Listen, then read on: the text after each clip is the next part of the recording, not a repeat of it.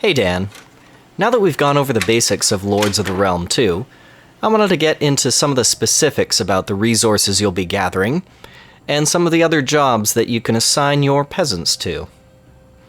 Now, as you can see, I've conquered a second territory of Taupe here to the north. In fact, there's a little joke on this map, which is that every county is named after a color. So, Raw Sienna, Burnt Umber, Taupe, and Periwinkle. Now to start with, I'm just going to click into the town center of Periwinkle here. And you can see in the center are all of my idle townsfolk. These are 844 peasants who do not currently have a job. They've not been assigned to any tasks. Now you can see just at the top center here are the wheat fields, and there are missing bodies outlined here. That indicates how many laborers I should have assigned there to meet the minimum requirements to keep my crops growing. So we're just going to fill up the fields. And the same thing with our cattle herds over here, the dairy maids that are required. So you can click and drag and pull them over. There we are. And you can actually take them out one by one if you like. And just make sure you don't have any extras in there.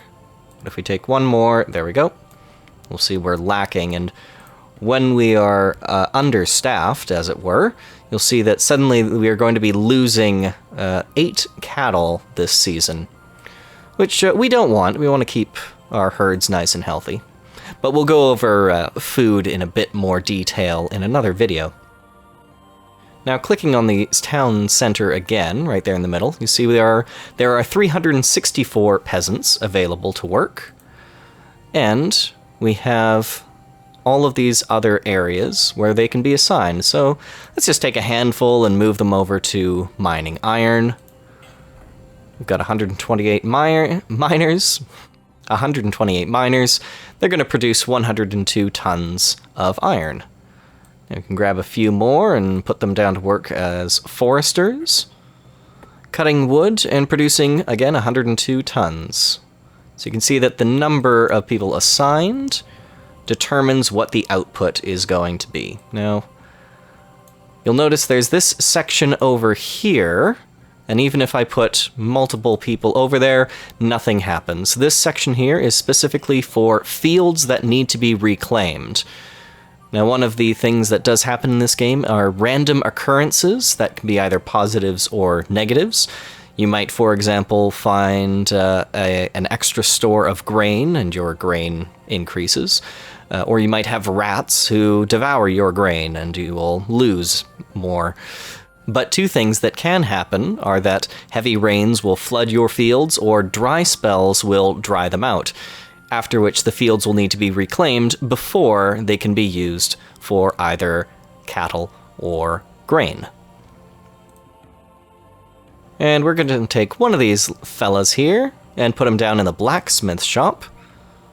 And you'll see that now it's going to produce 6 of whatever this is. And to give you a better idea of what that is, you can actually click into the blacksmith shop, and that'll open up this new screen. And you can choose what type of arms you want the blacksmith to produce. Each one will have its own benefits and downfalls, and each one will have a different cost associated with it. So obviously, producing bows requires a lot of wood.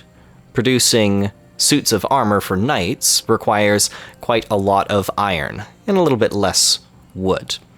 The other options are pikes, maces, crossbows, and swords. We'll keep them on knights for now.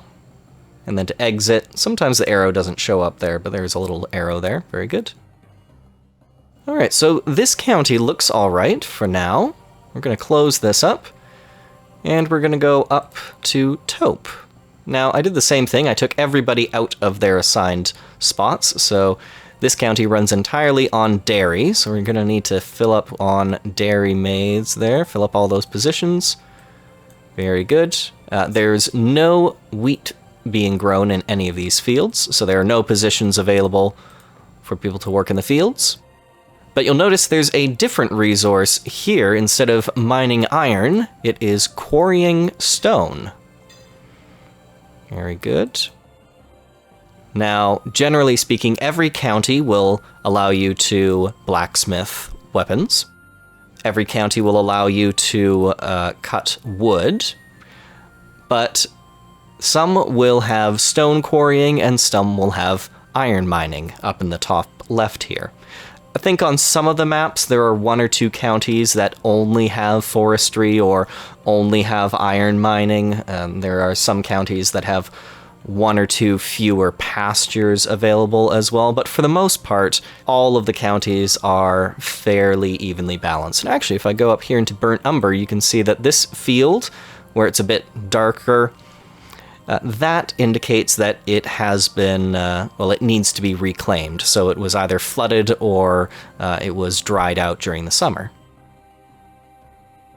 Now, going back into Taupe, you can see that we've been producing some stone here. And if you want to get an idea of how many resources you have, you can click down here on the in the bottom. There's sort of a collection of like gold crowns and maybe like a goblet or something. Click on that. And here's everything held in the court of Sir Mort. It's a nice little rhyme.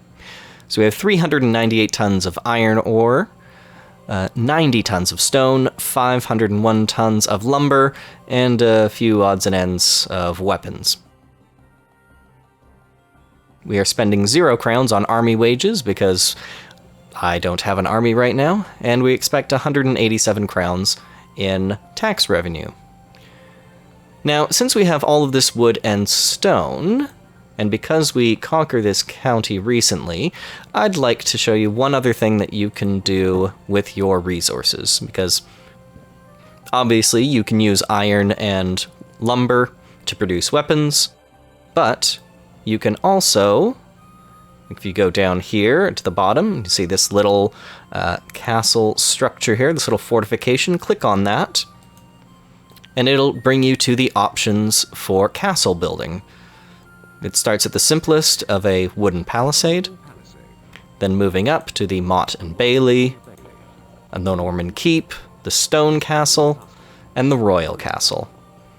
And you can see the cost for each goes from 3,000 stone and 800 lumber for the royal castle, down to 2,400 for the stone castle, 1,200 for the Norman keep. Obviously, the motte and bailey and the wooden palisade require much more lumber than stone. But we've got more than enough materials to construct that, so we're just going to click the thumbs up icon. And we've got a nice little animation showing off our wooden palisade and what it's going to look like when it's completed. And now we have a new thing that's been added into our county, and this is the palisade under construction. So if we go back into the town center, you'll see that you can now assign people to work here on castle construction. So with 55 builders, it'll take us 4 seasons to build, and we can speed that up by moving some of our population over here. Now it'll only take us 2 seasons. Or if we decided to slow things down, we could take a few more out, and now it's going to take 7 seasons. Now I'll go over castles and fortifications in a little bit more detail another time. But that's a pretty good start for now, I would say. And as you can see, we have used up quite a lot of our wood inventories, and along with our stone. The other thing I'll say about castle building is make sure you are in the correct county, the county you want to be building in, when you are selecting your fortification.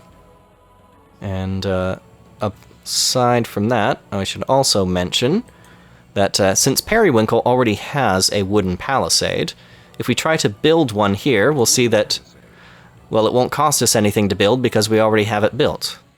But if we want to upgrade to the motte and bailey, it'll only cost us the additional 40 stone and 400 lumber instead of the 80 stone and 800 lumber if we had built it from scratch. So upgrading is a pretty good way to go when it comes to castle building, because you can just sort of pay as you go, and that way you can match your fortifications to your defensive needs. Alright, Dan, that's going to be everything for now. Next time I'll be covering the details of food production, how to feed your peasants, keep them happy and healthy. Alright, Dan, thanks for watching. I'll talk to you later.